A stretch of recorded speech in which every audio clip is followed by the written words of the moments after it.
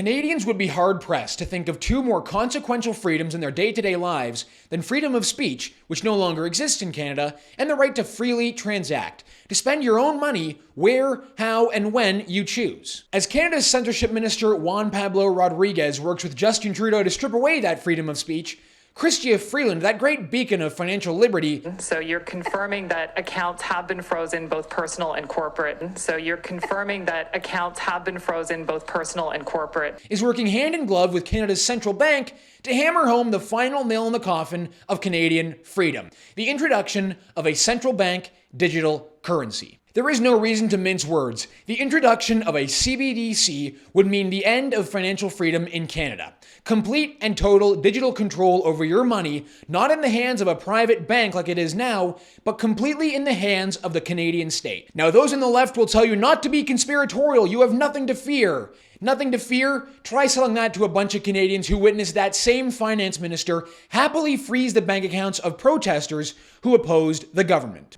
The names of both individuals and entities, as well as crypto wallets, have been shared by the RCMP with financial institutions, and accounts have been frozen, and more accounts will be frozen. Stick around for the ratio of the week. Drop a like in the video. Help us out by subscribing to the True North YouTube channel. And the common question for the episode is this: are you invested in Bitcoin or other cryptocurrencies? If so, let me know in the comments, and let's get into it. Just 12 months ago, if you were concerned about the introduction of a CBDC into the Canadian economy, you were very quickly branded as a conspiracy theorist. But just like all the other conspiracies, this one turns out to be completely true. The Bank of Canada released this video on their YouTube page 2 days ago.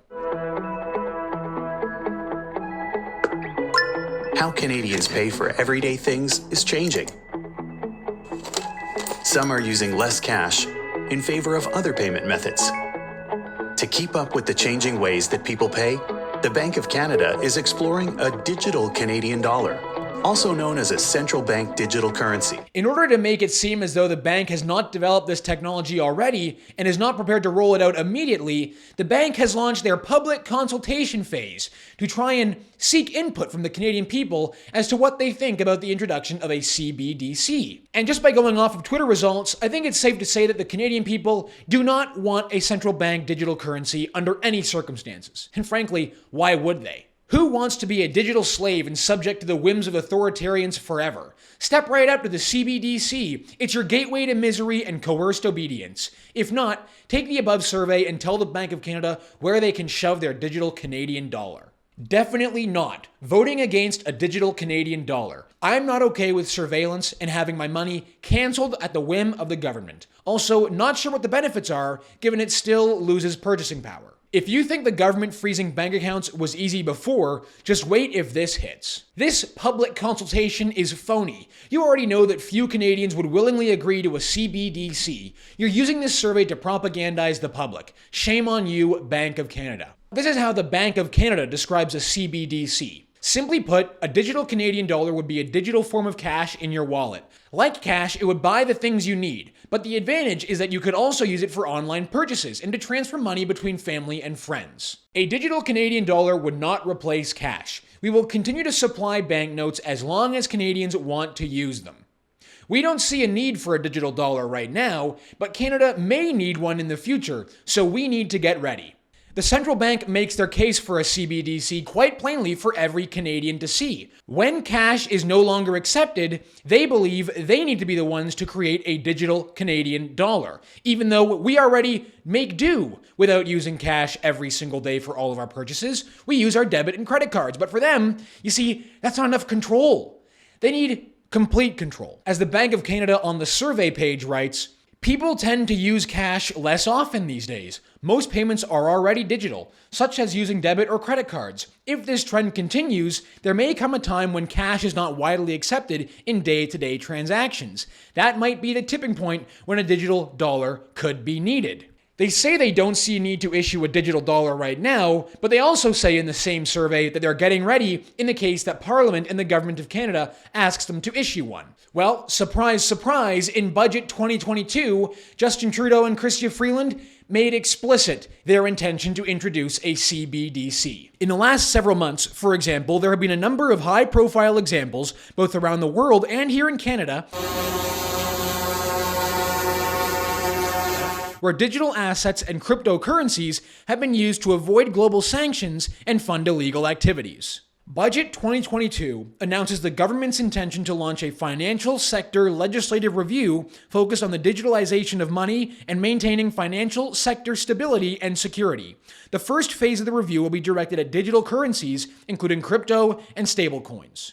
And if the alarm bells aren't ringing off in your head as you read that passage, well, something might just be wrong with you. The government is issuing an order with immediate effect under the Emergencies Act, authorizing Canadian financial institutions to temporarily cease providing financial services where the institution suspects that an account is being used to further the illegal blockades and occupations. This order covers both personal and corporate accounts. As of today, a bank or other financial service provider will be able to immediately freeze or suspend an account without a court order. We are today serving notice. If your truck is being used in these illegal blockades, your corporate accounts will be frozen. The insurance on your vehicle will be suspended. But don't for a second think that the government's seizure of bank accounts and incursions into private finances stopped at the Freedom Convoy. Just like during the Freedom Convoy, the federal government has activated private banks in Canada to act as the financial enforcement arm of the Trudeau regime. Look at Canadian veteran and podcast host Jeremy Mackenzie, who was debanked by Scotiabank for holding too many unacceptable views. Yeah, so like I said, calling to give you just the courtesy of a heads up that you will receive a letter kind of early next week letting you know that the bank decided to end their banking relationship with you. The bank determined that this relationship is outside of its risk appetite. So typically we don't call customers in these situations, but I recognize you've been a long time client of the bank, so wanted to call to give you the courtesy of a heads up. But Canadians are not alone in the fight against CBDCs. This is a global push. Just watch how the then Chancellor of the UK Exchequer and now unelected Prime Minister of the United Kingdom, Rishi Sunak, can barely hold in his excitement when discussing CBDCs being introduced into the United Kingdom economy. I'm proud to say that under the UK's presidency, the group of the world's 7 most advanced economies, the G7, is launching a set of public policy principles for retail central bank digital currencies, CBDCs. And just a few months ago, the chairman of the United States Federal Reserve, Jerome Powell, describes the 4 characteristics of a United States CBDC. We think that there are 4 characteristics of, if we were to pursue a CBDC, it would at a minimum have the following 4 characteristics. First is intermediated. Second is privacy protected. But third is identity verified. So it would not be anonymous. It would not be an anonymous bearer instrument. And fourth is transferable or interoperable. Now, of course, not everyone is on board with the tyrannical push to introduce CBDCs into our economy. Don't take my word for how dangerous a CBDC will be. Take the dire warning of American billionaire Steve Forbes. CBDCs would give officials a powerful tool of control and manipulation. It would be an irresistible drug for central banks trying to direct the economy. If you have undesirable political views, you might not be able to access your money, since traditional cash would be outlawed and your digital cash would be in a government-approved digital wallet. Congress should immediately hold hearings on the subject of central bank digital cash and ban the Fed from creating a digital dollar. Government digital cash is a formula for tyranny. There is hope for Canadians, however. Pierre Poilievre in his leadership election stated unequivocally that a Poilievre government would ban a central bank digital currency. A Poilievre government will ban a central bank digital currency and allow Canadians to have the economic and financial liberty that they deserve. Now, whether Poilievre actually follows through with that promise if he becomes Prime Minister is to be seen. He certainly would not be the first politician to lie to the people. But one, of course, can certainly hope. Also, a few weeks ago, Ron DeSantis banned the use of CBDCs in the state of Florida. Now, what happens when you combine a CBDC, a digital currency issued by the government, with government-issued digital ID? Now, the government of Canada already tells you what your digital ID will be used for in the future. Your digital ID issued by the government would be used to obtain social benefits, file your taxes, access your health records, open a bank account, and buy a home. Now, of course, like any other time the government talks about our digital dystopian future, they package it with the usual screed telling us not to be concerned. They say your digital ID will be optional, it will be convenient, it will be secure, private, and accessible. Oh, you're really putting our fears to rest, Canadian government. We have nothing to fear. The Ontario government used the pandemic to introduce their own version of a digital ID, and they're very excited about this. As the Ontario government says, your digital ID is the foundation that will enable easier access to online services and make Ontario one of the world's most digitally advanced jurisdictions, with a value for Ontarians, businesses, and the government that is estimated at $20 billion. And just like the Canadian government, they state clearly that it is voluntary. The plan to introduce a digital ID in Canada has been in the works for many years now. Take this 2019 clip of the Canadian Bankers Association discussing why a digital ID is so important, why a federated digital ID is crucial for Canadians' future. A federated digital ID ecosystem developed in collaboration with Canada's best and brightest talent from our banks, telecommunication companies, law enforcement, and government. It would have the power and security to store every Canadian's electronic identity and attributes. Canada's banks are perfectly situated to help lead the creation of a federated digital ID system between government and the private sector. The World Economic Forum agrees that banks and financial institutions should lead the path forward for digital ID. And we've already gotten our taste of what a digital ID dystopian future looks like. Don't forget the mandated downloading of the digital government loyalty test known as ArriveCan. Now, what does Canada's future look like when you combine a CBDC controlled by the government with a digital ID also controlled by the government? Well, it might look something like this. They're constantly monitored by facial recognition cameras that are able to instantly put a face to a name. Now, the Chinese are also ranked.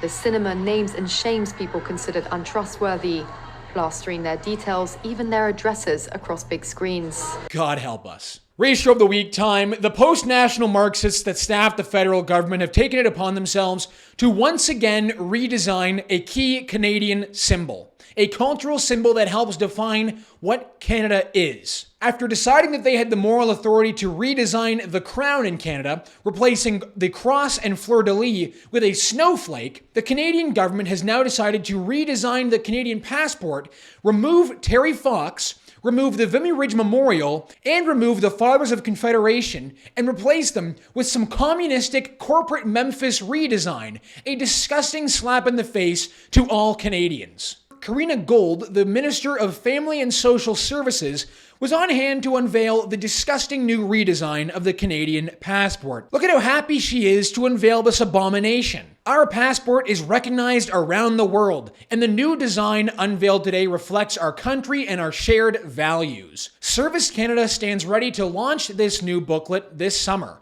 and I look forward to seeing it delivered into the hands of Canadians. Well, Canadians aren't nearly as happy to receive this booklet that is supposed to reflect our shared values. 1,985 replies to 623 likes. Communists erasing our culture. Utterly pathetic, but completely accurate. What an embarrassment for our country. Shared values, not including the heroism of Vimy Ridge. It's just a flag. It's just the statue of John A. Macdonald. It's just a statue of our longest reigning monarch. It's just a crown. It's just a passport. Are you starting to see it yet? Liberal minority governments like Lester Pearson's and Justin Trudeau's do not have the moral authority to make sweeping cultural post-national changes to our country, yet they have no problem giving themselves the authority to do so. All of this must stop. Because if you think they're going to stop with the passport, you are sorely mistaken. All right, everyone, that's going to do it for us this week on the show. Thank you so much for tuning in. My name is Harrison Faulkner, and this is Ratioed.